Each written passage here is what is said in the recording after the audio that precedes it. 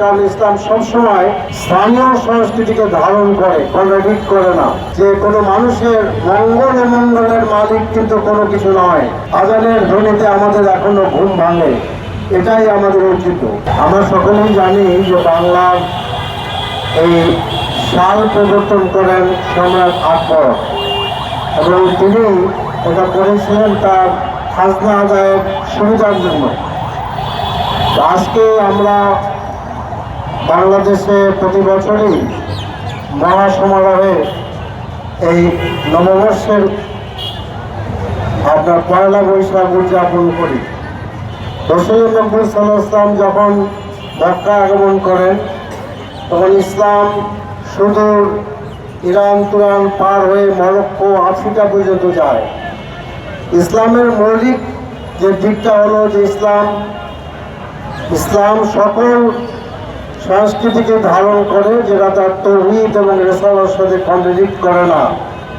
এই যে একটা বিষয় ছিল, সেই বিষয়ের কারণে সেই মক্কা নগরী থেকে যাত্রা শুরু করে মদিনা ইসলামী রাষ্ট্র তারা পৃথিবীর কোনায় কোনায় পৌঁছতে সক্ষম হয়েছিলেন। কারণ ইসলাম সবসময় স্থানীয় সংস্কৃতিকে ধারণ করে, কন্ট্রাডিক্ট করে না।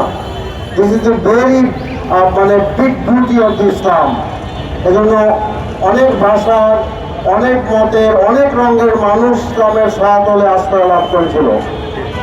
আজকে বাংলাদেশে তাই আমরা পয়লা বৈশাখকে ধারণ করি, কিন্তু মনে রাখতে হবে যে কোনো মানুষের মঙ্গল ও মঙ্গলের মালিক কিন্তু কোনো কিছু নয়।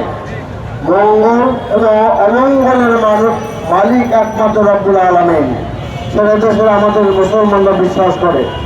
আজও সেই আব্দুল আলিমের, সেই আপনার পল্লিগীতি, ভাওয়াইয়া, তারপরে আব্বাসুদ্দিনের গান, আপনার আরও যে জারি সারি ভাটিয়ালি, এই সমস্ত গানগুলো আমাদের দিকে, আমাদের মানুষের এখনো জাগিয়ে তোলে এবং আমাদেরকে ভুললে চলবে না।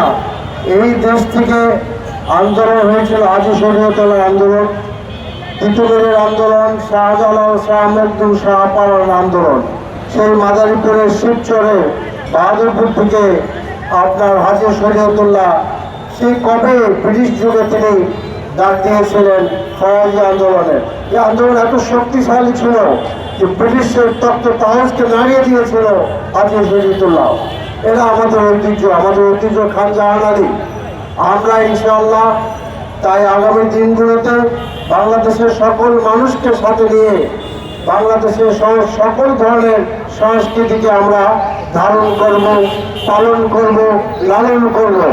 কিন্তু আমরা এমন কাজ করব না যে ইসলামের সাথে কন্ট্রাডিক্ট করে, ইসলামের মূল যে কথা তাওহীদ রিসালাতের সাথে বিপরীতমুখী।